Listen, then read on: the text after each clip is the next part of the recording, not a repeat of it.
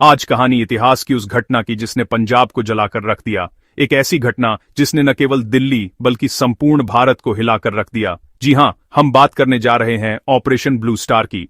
1984 का साल भारत के लिए ऐसा ही एक घाव है। ऑपरेशन ब्लू स्टार यह सिर्फ एक सैन्य अभियान नहीं था, बल्कि एक ऐसी त्रासदी थी जिसने देश की आत्मा को झकझोर दिया। ये कहानी है आस्था, राजनीति, अलगाववाद और हिंसा की, जिसके निशान आज भी पंजाब और देश के दिल में हैं। ऑपरेशन ब्लू स्टार ने न सिर्फ पंजाब में हिंसा का दौर शुरू किया, बल्कि सिख समुदाय के मन में एक गहरा जख्म छोड़ दिया। इस घटना ने प्रधानमंत्री की हत्या और सिख विरोधी दंगों की पृष्ठभूमि तैयार की। आज 4 दशक बाद भी सवाल वही है, क्या यह जरूरी था? इतिहास को याद करना जरूरी है ताकि हम सीख सकें और दोबारा ऐसी त्रासदी न दोहराएं। 80 के दशक में पंजाब में बेचैनी बढ़ रही थी। हरित क्रांति के बाद नई आकांक्षाएं और असंतोष दोनों पनप रहे थे। इसी माहौल में खालिस्तान की मांग और जरनैल सिंह भिंडरांवाले का उदय हुआ। भिंडरांवाले ने खुद को सिख पहचान के रक्षक के रूप में पेश किया और उनका प्रभाव युवाओं में तेजी से बढ़ा।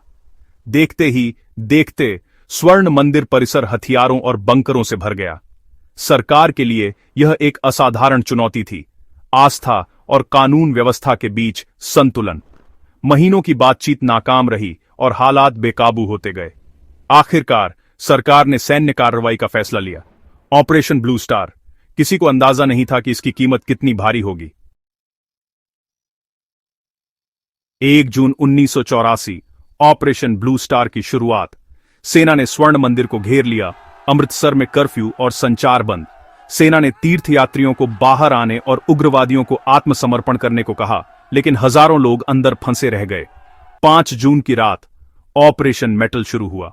सेना को कड़े प्रतिरोध का सामना करना पड़ा। भिंडरांवाले के समर्थकों ने परिसर को किले में बदल दिया था। भारी नुकसान के बाद सेना ने टैंकों का इस्तेमाल किया। 6 जून की शाम तक सेना ने परिसर पर नियंत्रण पा लिया। भिंडरांवाले और उनके सहयोगी मारे गए। ऑपरेशन 8 जून को खत्म हुआ, लेकिन असली त्रासदी अब सामने आने वाली थी। ऑपरेशन के बाद स्वर्ण मंदिर में सन्नाटा छा गया। सरकारी आंकड़ों के मुताबिक सैकड़ों लोग मारे गए, लेकिन असल संख्या कहीं ज्यादा थी। अकाल तख्त नष्ट हो गया। सिख रेफरेंस लाइब्रेरी जल गई। यह सिर्फ इमारतों का नुकसान नहीं था, बल्कि आस्था पर हमला था। सिख समुदाय के लिए यह तीजा गल्लूघारा, तीसरा बड़ा नरसंहार था।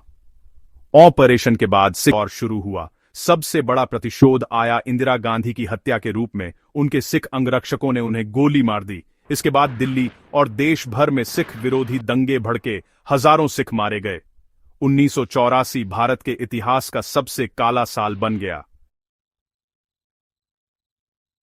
आज जब हम पीछे देखते हैं तो ऑपरेशन ब्लू स्टार के घाव अब भी ताजा हैं। क्या यह ऑपरेशन अनिवार्य था? क्या सरकार के पास कोई और विकल्प नहीं था? कुछ मानते हैं कि भिंडरांवाले ने सरकार को मजबूर किया, तो कुछ इसे राजनीतिक विफलता मानते हैं। क्या ऑपरेशन को बेहतर तरीके से अंजाम दिया जा सकता था, जिससे निर्दोषों की जान बचती? गुरु पर्व के दिन कार्रवाई करना, जब हजारों तीर्थयात्री थे, क्या यह सही था? सबसे बड़ा सवाल 1984 हमें याद दिलाता है, हिंसा सिर्फ और हिंसा को जन्म देती है, और सबसे गहरे घाव वही होते हैं जो एक देश खुद को देता है।